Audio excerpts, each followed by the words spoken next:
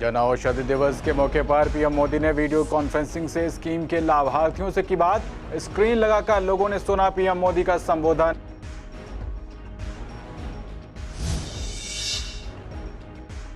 नौ मार्च को केजरीवाल सरकार के आने वाले बजट पर बोले पूर्वी दिल्ली के लोग, डीजल, पेट्रोल, रसोई गैस का रखा जाए ध्यान, सीनियर सिटीजन भी हो लाभान्वित।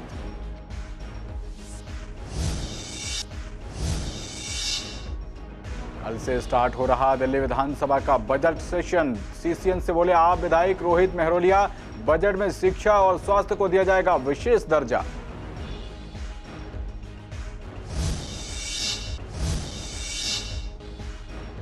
कल मनाया जाएगा अंतर्राष्ट्रीय महिला दिवस। सीसीएन से बोली पूर्वी दिल्ली की महिलाएं, महिलाओं को खुद होना होगा सशक्त, सरकार को महिला सुरक्षा पर अभी और काम करने की जरूरत।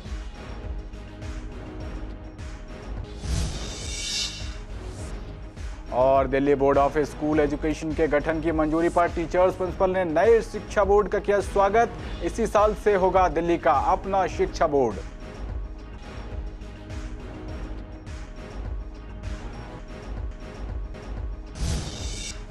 नमस्कार, आप देख रहे हैं पूर्वी दिल्ली खास और मैं हूं आपके साथ पवन पांडे। बड़ी खबर के साथ बुलेटिन की शुरुआत करते हैं। स्वामी दयानंद हॉस्पिटल और विश्वास नगर में जन औषधि दिवस के मौके पर प्रधानमंत्री नरेंद्र मोदी ने आज रविवार को वीडियो कॉन्फ्रेंसिंग के जरिए इस स्कीम के लाभार्थियों से बात की।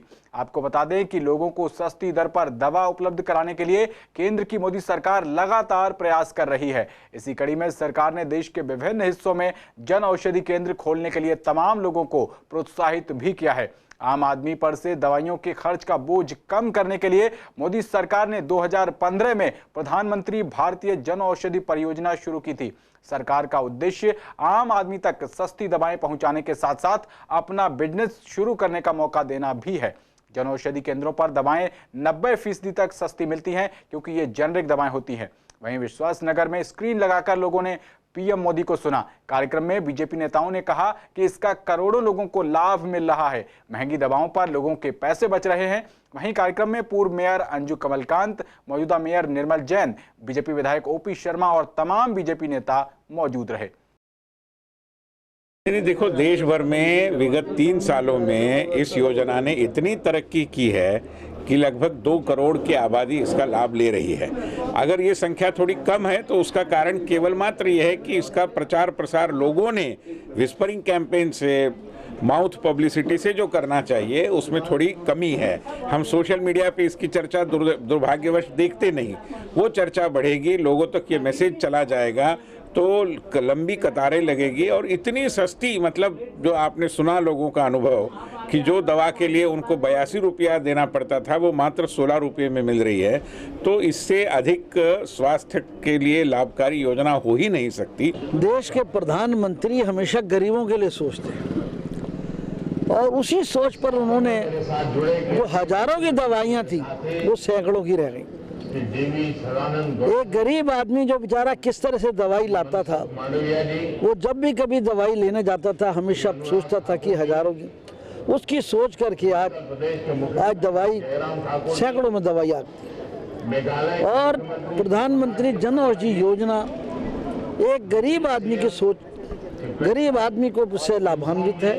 गरीब आदमी इससे सबसे ज़्यादा इसके प्रसन्न है। जो लोग मोदी जी पर आरोप लगाते हैं कि ये तो अंबानी अडानी के सोचते हैं, उनको सबको शर्म आनी चाहिए कि किस तरीके से गरीब आदमियों की अगर कोई सोच करते हैं तो प्रधानमंत्री मोदी जी करते हैं। आज जिस तरह हम देख रहे हैं कैसे गरीब आदमियों की किस तरह से लाभान्वित हो रहे हैं, किस तरह से बता रहे हैं कि हम लोग जो इतनी महंगी दवाइयाँ खरीदते थे अब मात्र 10%, 15%, 20% दवाई आ रही है।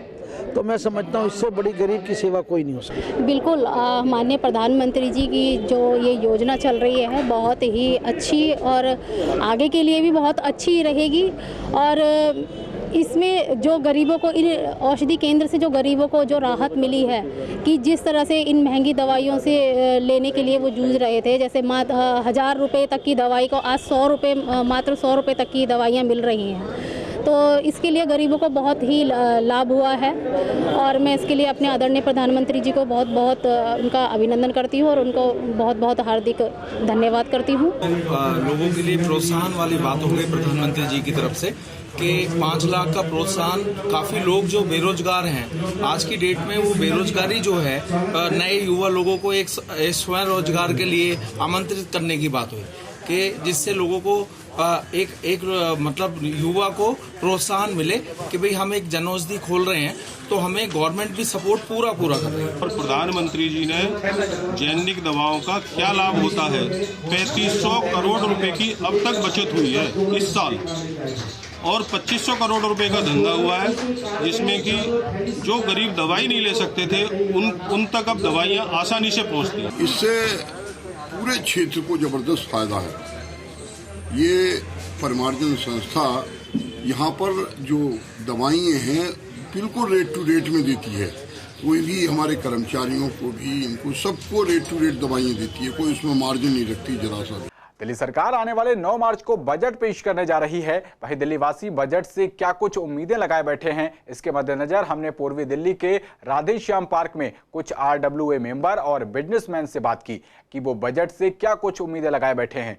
इस दौरान बिजनेसमैन और पूर्वी दिल्ली के आम लोगों का कहना था कि केजरीवाल सरकार को बजट में सीनियर सिटीजन से लेकर डीजल, पेट्रोल और रसोई गैस की कीमतों को लेकर भी ध्यान देना चाहिए। हम ये उम्मीद लगाते हैं कि आने वाले समय में जो कि वृद्धावस्था जो पेंशन है पिछले 5-6 सालों से बंद है, हम चाहते हैं कि दिल्ली गवर्नमेंट जल्द से जल्द मतलब वृद्धाओं को पेंशन चालू करें। बुजुर्ग जो 60 साल से ऊपर हैं, असहाय हैं, जो आर्थिक रूप से कमज़ोर हैं, वो बहुत ज़्यादा उम्मीदें लगा के बैठे हैं केजरीवाल जी से, सीएम से, दिल्ली जी के। और उन्होंने वैसे बहुत अच्छा काम किया। देश पे महामारी का दौर था पिछला साल पूरा, उसके बावजूद उन्होंने गरीबों को सबको अनाज की व्यवस्था करवाई, वृद्धावस्था पेंशन दिलवाई, जो भी उन्होंने मतलब मदद कर सकते थे वो की।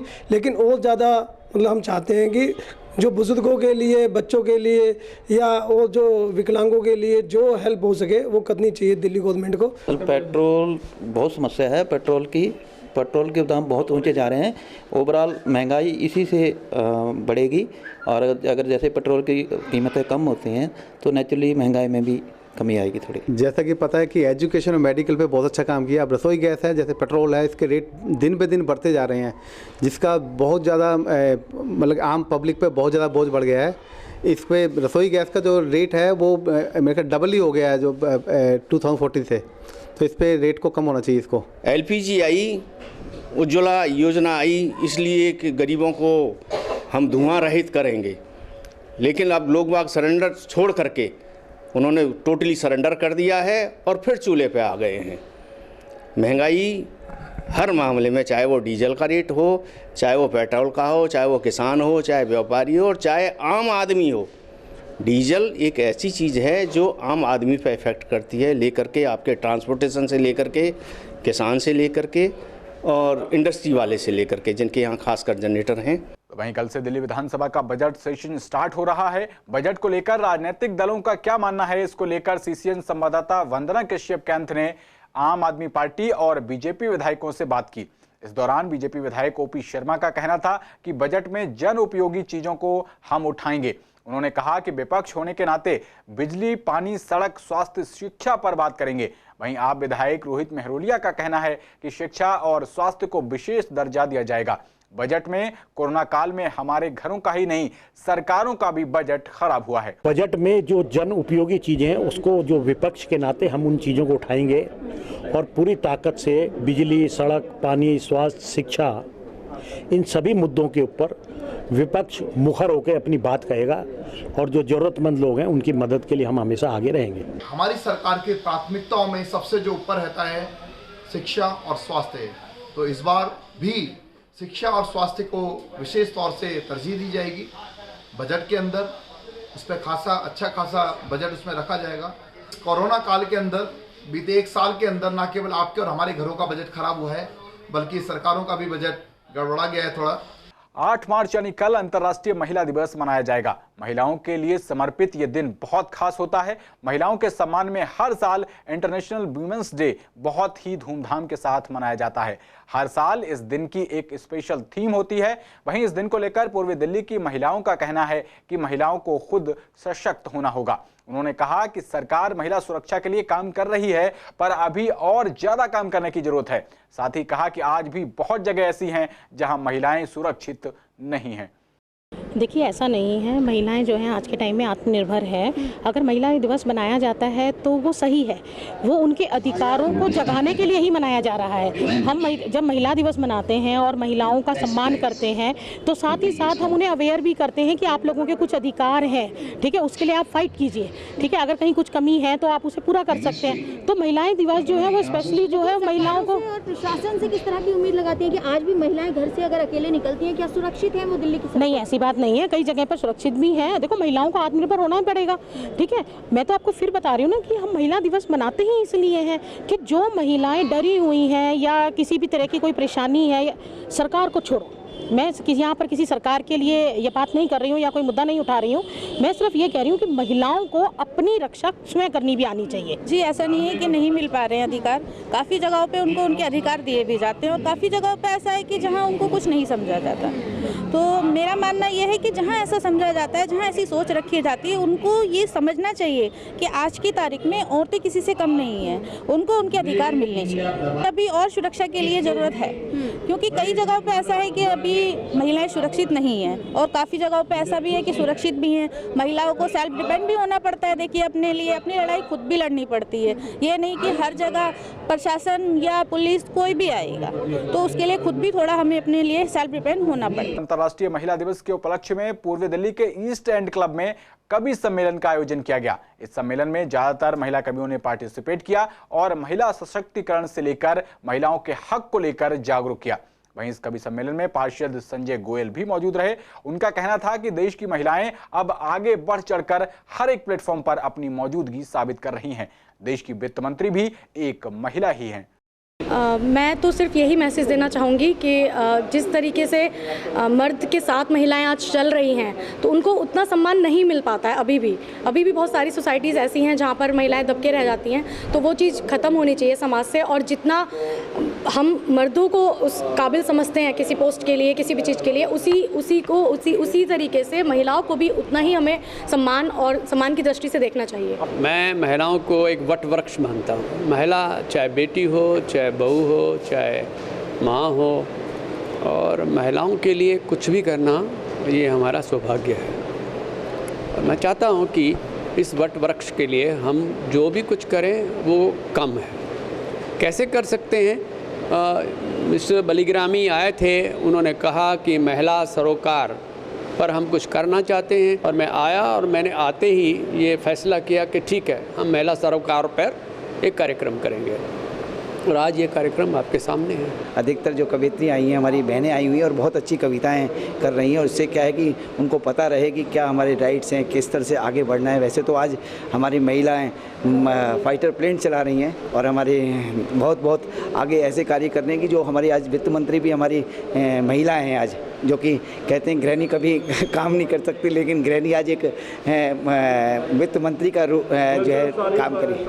Delhi board of school education के गठन को मंजूरी मिलने के बाद टीचर और प्रिंसिपल ने इस नए शिक्षा बोर्ड का स्वागत किया। गौरतलब है कि इसी साल से दिल्ली का अपना शिक्षा बोर्ड होगा। दिल्ली कैबिनेट ने शनिवार को Delhi board of school education के गठन को मंजूरी दी। इसी पर सीसीएन संवाददाता कुणाल शर्मा ने पूर्वी दिल्ली के कुछ टीचर्स और प्रिंसिपल से बात की, तो उनका साफ तौर पर कहना है कि ये जो नया शिक्षा बोर्ड है, ये एक लाभदायक कदम है और इससे दिल्ली की शिक्षा व्यवस्था में क्रांतिकारी परिवर्तन होगा। दिल्ली की शिक्षा व्यवस्था नई ऊंचाइयों की तरफ जाएगी। शिक्षा बोर्ड बनाने का जो फैसला किया है, दिल्ली अध्यापक परिषद उसका हार्दिक स्वागत करती है। सरकार ने प्रधानाचार्य, अध्यापक, अभिभावक और शिक्षाविदों को लेकर गवर्निंग बॉडी बनाने के लिए जो बात की है, वो सच में सराहनीय है। इससे शिक्षा का वास्तविक उद्देश्य पूर्ण होगा। शिक्षा रोजगार परक हो, शिक्षा जाति धर्म से ऊपर उठ करके हो, बच्चों में देशभक्ति की भावना आए, समाज के प्रति विद्यार्थी अपना कर्तव्य और दायित्व समझने लगे, हमारे विद्यार्थी एंटरप्रेन्योर बने। इन सब पर दिल्ली में पहले से भी काम हो रहा है, पर अब अपना बोर्ड बन जाएगा तो ये और आसान हो जाएगा। नई एजुकेशन पॉलिसी में भी इन सब का समावेश है। इन्हें ध्यान में रख करके अब बोर्ड का गठन किया जा रहा है, जो सच में दिल्ली के लिए एक स्वागत योग्य कदम है। का अपना एजुकेशन बोर्ड बनाने का निश्चय किया है, यह एक सराहनीय कदम है। जैसा बताया गया है, इसमें विद्यार्थियों को राष्ट्रभक्ति का पाठ पढ़ाया जाएगा, विद्यार्थी को एकात्मक मानववाद का ज्ञान दिया जाएगा, जिससे वह सारे समाज को एक रूप से देख सके। शिक्षा में विद्यार्थी को रोजगार की गारंटी दी जाएगी, जिससे वह अपने पैरों पर खड़ा होकर मेक इन इंडिया में अपना सहयोग कर सके। दिल्ली अध्यापक परिषद सदा से इसी प्रकार की शिक्षा के लिए कार्य करती रही है। दिल्ली अध्यापक परिषद 1971 से राष्ट्रहित, छात्रहित, अध्यापक हित और समाज हित में लगातार कार्य कर रही है। यह शिक्षा नई राष्ट्रीय शिक्षा के अनुरूप ही होगी और शिक्षा पूर्ण रूप से शिक्षाविदों के द्वारा राष्ट्र हित में, समाज हित में संचालित होगी एवं राजनीति और अफसरशाही से सदा मुक्त रहेगी, ऐसी हमारी अपेक्षा है। तो खबरों में आगे बढ़ते हैं। पेट्रोल के बढ़ते दामों को देखते हुए अब लोग सीएनजी की ओर मुड़ने लगे हैं। इसके साथ ही पेट्रोल और डीजल के दामों के बढ़ोतरी के साथ ही दिल्ली में सीएनजी से चलने वाली गाड़ियों की तादाद में लगातार बढ़ोतरी हो रही है। बताते चलें कि लॉकडाउन से पहले के मुकाबले 2 महीने में सीएनजी गाड़ियों के बेड़े में शामिल होने वाले वाहनों की तादाद 2 गुने से भी अधिक हो गई है। वहीं जनता का कहना है कि पेट्रोल और डीजल के दाम बढ़ने से हम अब सीएनजी लगवाने लगे हैं और साथ ही सीएनजी किट विक्रेता का कहना है कि सीएनजी गाड़ियों की तादाद अब बढ़ने लगी है। साथ ही कहा कि कम स्टॉक होने के चलते कई ग्राहक वापस चले जाते हैं। जैसे कि प्राइसिंग ऑफ पेट्रोल इंक्रीज़ हुआ है, 90-91 रुपये प्राइसिंग आ गया है। इसकी वजह से सीएनजी पे वर्कलोड ज़रूर ऐड हुआ है, मगर इसके साथ साथ ही सीएनजी मटेरियल भी मार्केट में शॉर्ट हो गया है। Yes, there is increase in work, CNG fitments add हो गई हैं, कस्टमर के ऊपर लोड आया है, उसकी वजह से वो सीएनजी की तरफ जा रहे हैं। उसकी वजह से काम की पोजीशन बहुत ख़राब हो रही है। कस्टमर को multiple rows rate up end हो रहा है, उसकी वजह से रोज़ रेट चेंज करके देना पड़ रहा है, उसके बावजूद भी मटेरियल नहीं है, तो कस्टमर कहीं ना कहीं सफ़र कर रहा है। इसकी वजह से कस्टमर हमारे पास आते हैं, वो क्वेरी करते हैं, उनकी गाड़ी की मॉडल के अकॉर्डिंग हम उन्हें सीएनजी सजेस्ट करते हैं, कंप्लीट फिटमेंट होता है, उसके बाद उनसे पेपर लिए जाते हैं, ऑनलाइन उनकी डिटेल फर्निश करने के बाद आरटीओ को फाइल मूव कर दी जाती है और उसके बाद 30 से 45 दिन में उनको रजिस्टर्ड आरसी दोबारा मिल जाती है।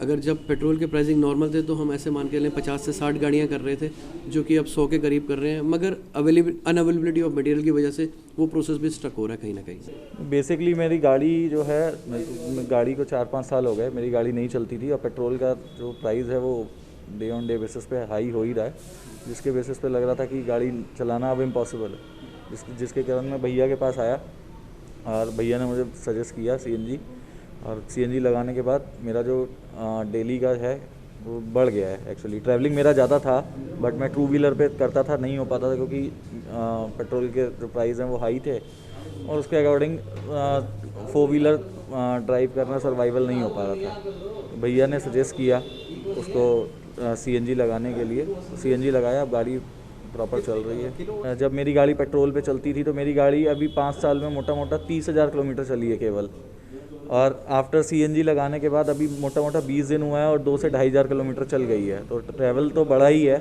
और एक तो एवरेज बहुत अच्छा हो गया है पेट्रोल से, प्राइजेज़ ऑलमोस्ट हाफ हैं, है ना, तो बहुत अच्छा एक्सपीरियंस है सीएनजी का। जेब का खर्चा बचेगा, सब कुछ बचेगा, साल का कम से कम 10-15 हज़ार तो आ ही जाएगा।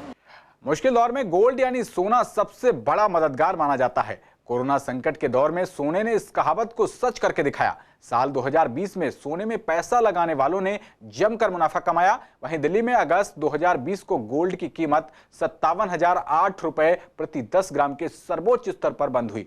सोने के दाम अगस्त 2020 के अपने सर्वोच्च स्तर से अब तक 11,000 रुपए से ज्यादा घट चुके हैं।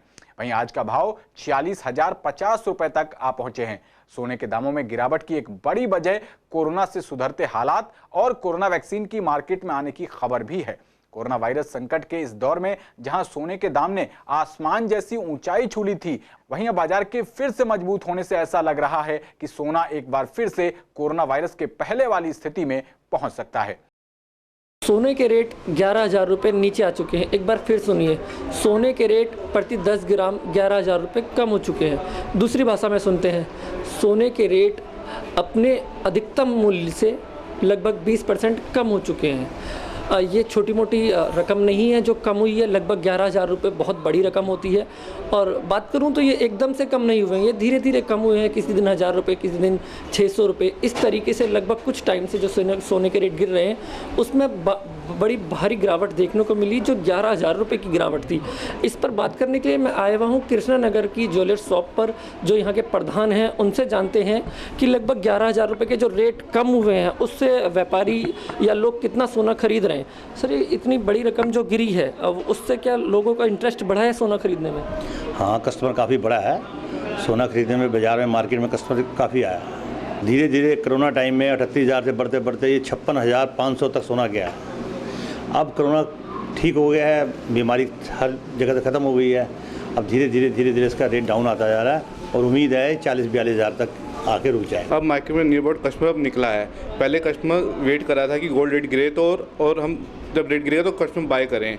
अब जैसे कि रेट गिरे तो कस्टमर निकला मार्केट में, अवेलेबल हुआ कस्टमर मार्केट में। अच्छा, दुकानदारों को कितना फ़ायदा हो रहा है रेट गिरने से? दुकानदारों को सेल इंक्रीज़ हुई है, उससे उनको इंक्रीज़ फ़ायदा हुआ है पहले से बेटर। मई में सोने के भाव जो थे जो 56,000 रुपये तक पहुंच गए थे, जिसका सीधा ताल्लुक देखा जाए कि जब भी किसी भी देश में आपदा आती है तो देश के सेंट्रल बैंक जो है वो सोने पर भाव लगाता है, सोना खरीदता है। लेकिन जैसे जैसे लॉकडाउन हटता गया, अनलॉक होता गया, सेंट्रल बैंक ने सोने की जगह शेयर मार्केट में पैसा लगाना शुरू कर दिया, जिसके बाद सोने के रेट धीरे धीरे करते करते मूल्य से 11,000 रुपये कम हुए। ये अच्छा मौका है उनके लिए जो अपनी शादी की शॉपिंग करना चाहते हैं या नॉर्मली जो सोना खरीदते हैं वो शॉपिंग करना चाहते हैं, उनके लिए अच्छा मौका है कि सोने के रेट इतने नीचे आ चुके हैं। कैमरामैन नवीन के साथ अहरार चौधरी, CCN। तो इस बुलेटिन में मेरे साथ इतना ही। देश और दुनिया की तमाम खास खबरों के लिए देखते रहिए CCN। नमस्कार।